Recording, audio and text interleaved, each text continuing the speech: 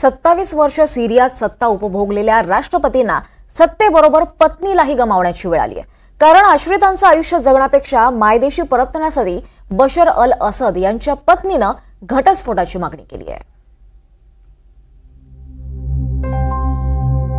सिरियावर 24 वर्ष सत्ता उपभोगल्यावर रशियाचे शरणार्थी म्हणून राहणाऱ्या सिरियाचे पदच्युत राष्ट्राध्यक्ष बशर अल असद यांना कौटुंबिक संघर्षालाही सामोरं जावं लागतंय। 14 वर्षांचा सत्ता संघर्ष आणि आता पत्नीने सोबत राहण्यास दिलेला नकार यामुळे असद यांचं नातं घटस्फोटाच्या उंबरठ्यावर आहे। त्यांची पत्नी अस्मा अल असद यांनी रशियाच्या कोर्टात घटस्फोटासाठी अर्ज दाखल केलाय।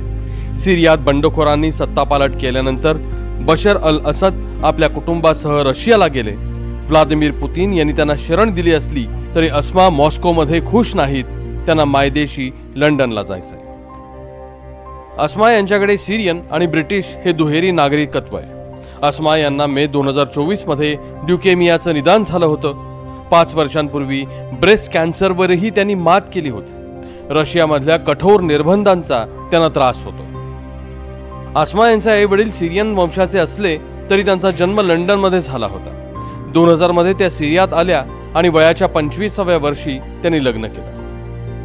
अस्मा यांच्यावर मॉस्को सोडण्यास आणि राजकीय जीवनावर बंधनं आहेत। रशियाने असद यांच्या संपत्तीवर ताबा मिळवलाय।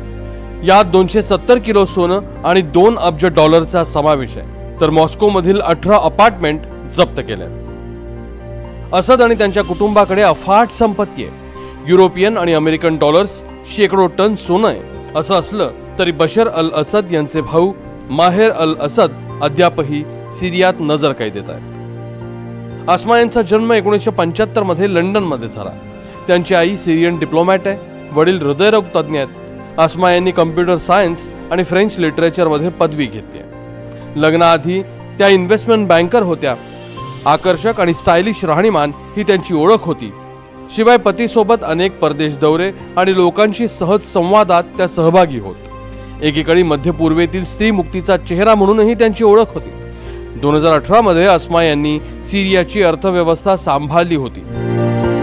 सिरियासारख्या देशात राहून स्वतःचं अस्तित्व निर्माण केलेल्या अस्मा यांची रशियात घुसमट होतीये।